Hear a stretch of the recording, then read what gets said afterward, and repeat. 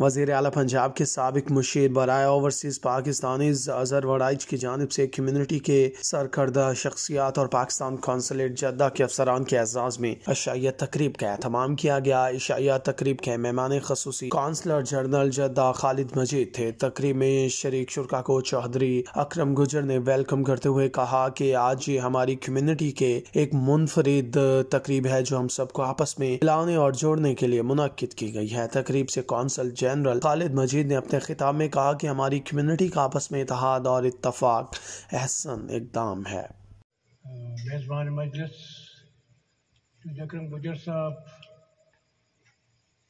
شفقت صاحب، جس طرح آپ نے کہا کہ اگر میں نام لینا شروع کر دوں گا تو بڑا مشکل ہو جائے گا۔ جتنے بھی کمیونٹی کے ماشاءاللہ معزز نمائندگان یہاں تشریف فرما ہیں، حاضرین مجلس، میرے بھائیوں، بزرگوں، السلام علیکم۔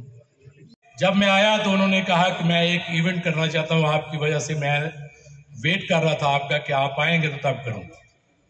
آج کا ایونٹ دیکھ کر میرے عزت میری آئے ہیں دوسرے شہروں سے بھی لوگ آئے ہیں، جس طرح ابا خمیس سے میرے دو بھائی تشریف لائے ہیں، رفاقت گمن صاحب، طیب گجر صاحب۔